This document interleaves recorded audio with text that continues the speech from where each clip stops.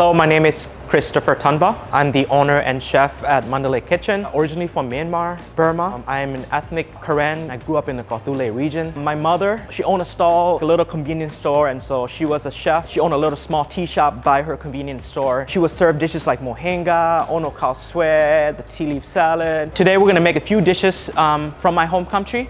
One of the dishes, tea leaf salad. It has different nut assortment. There's fermented tea leaf, cabbage, tomato, onions, and then we mix into a bowl, add it with a little bit of olive oil, a little bit of fish sauce, lime, and we mix it mostly with our hand. That's traditionally how it's done. The taste-wise, I think it's very earthy, fresh. My ethnicity is Karen. We were named after by the British. We refer to ourselves as Kenya, which is human. Karen people came from Tibetan regions and then settled in Myanmar. The British colonized India and then Myanmar. They give a lot of autonomy and freedom for the ethnic groups in Myanmar. During the World War II, they promised the Karen people that if they help them fight in Southeast Asia, they'll grant them statehood. After the war, instead of granting them statehood, they decided to give Myanmar the statehood instead.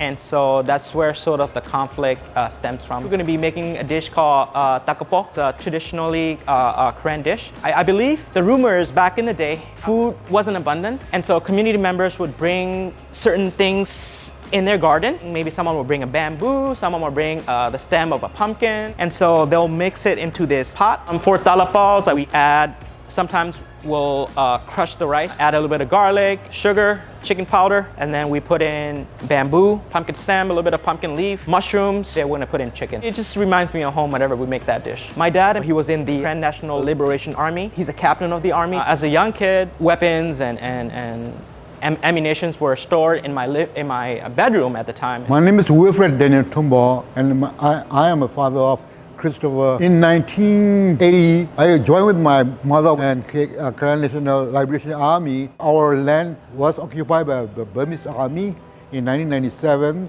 and they used a lot of manpower. They used a lot of artillery, so that we have to run away from those areas. And then I lived in jungle for 1.5 years, and then my family were in refugees camp Christian from the Burma. We are discrimination. We were persecuted by the military regime. That's why we came here. Also, because of our kids, many of our kids, they can't study education like other people. Today, the situation in Burma is worse than before. The military regime, they bombed to the Karen village. I hope that one day we get independence in our Karen state. And then we're gonna be making a dish called ono khao swe, the coconut chicken curry base with noodles. I think it's very Chinese influence, and since there's a little coconut base in there, you know, there's that Thai influence as well. And on top, we're gonna be dressing it up with a bit of cabbage, onions, and a little bit of cilantro.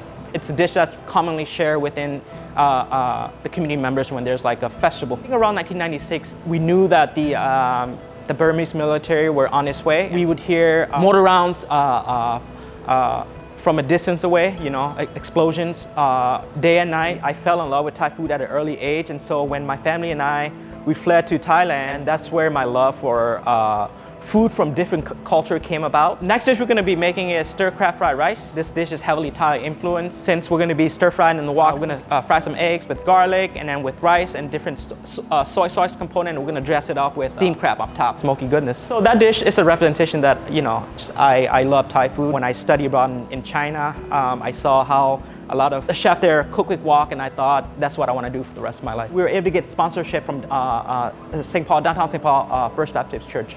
And so when we were approved, we came to Minnesota with the rest of my family members. And upon arriving, we went to live in under the basement of a church in downtown St. Paul. There weren't many of us here in the Twin Cities. Why I want to create a restaurant here. In our history with government in Burma, there was a lot of coup that happened. The military took over. Many of the times, a lot of teacher or curriculum aren't taught in the main language of an ethnic person. It's taught in Burmese. If goes unchecked for too long, what makes us who we are will not cease to exist in the future. You know, we don't want to end up in a museum. You know, we want to preserve our language, our culture, our identity. There are over 196 to 99 languages spoken in Myanmar. There's different culture, there's different food, And so this restaurant is just a representation of what makes us beautiful is that our diversity.